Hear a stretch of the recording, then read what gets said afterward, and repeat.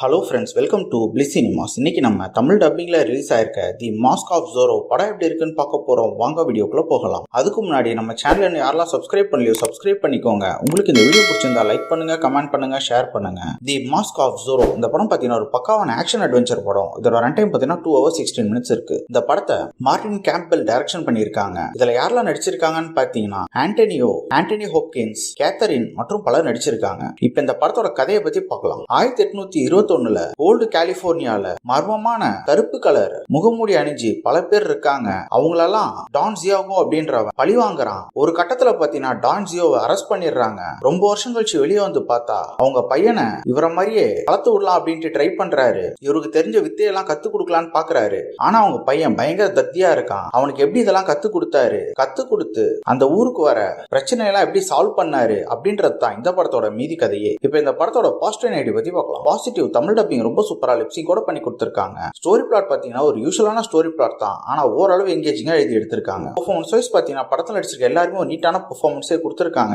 குறிப்பா lead characters நடிச்சிருக்கவங்க தரமாவே பண்ணிருக்காங்க. படத்துல வர ஆக்ஷன் சீக்வன்ஸ் ஒன்னொன்னுமே ரொம்ப சூப்பரா தரமாவே இருக்கு. படத்துல வர காமெடி சீக்வன்ஸ்லாம் ரொம்ப நீட்டாவே ஒர்க் அவுட் ஆயிருக்கு. அதே மாதிரி லவ் போர்ஷன்ஸும் ரொம்ப சூப்பராவே ஒர்க் அவுட் ஆயிருக்கு. படத்தோட சினிமோட்டோகிராஃபிலாம் கலர்ஃபுல்லா ரொம்ப நீட்டா இருக்கு. சவுண்ட் எஃபெக்ட்ஸ், பிஜிஎம் எல்லாமே நல்லாவே பண்ணி கொடுத்திருக்காங்க. உங்க கேரக்டர் ரைட்டிங், லீட் கேரக்டர்ஸ்லாம் ரொம்ப சூப்பரா எழுதி எடுத்ததுனால எல்லாரோடுமே நம்மளால மிங்கிள் ஆக முடியுது. ஸ்கிரீன் பிளேஸ் பாத்தீங்கன்னா ஸ்டார்டிங்ல இருந்து வரைக்கும் ரொம்ப சூப்பரான ஒரு ஸ்கிரீன் பிளே எழுதி எடுத்திருக்காங்க. பெருசா நமக்கு எங்கேயோ டிராக் தெரியவே இல்லை. அங்கங்க ஒரு சில சீன்ஸ் மட்டும் பிரெடிக்டபிளாவும் லேகிங்காவும் இருக்கு. கண்டிப்பா இந்த படம் எல்லாரையுமே பார்த்து என்ஜாய் பண்ண வேண்டிய ஒரு படம் தான். ஒரு சில கிஸ்ஸின்ஸ் இருக்கு. ஸோ ஃபேமிலியோட பார்க்கலாமா நம்ம டிசைட் பண்ணிக்கோங்க. இன்னொரு வீடியோல சந்திக்கலாம். தேங்க்யூ.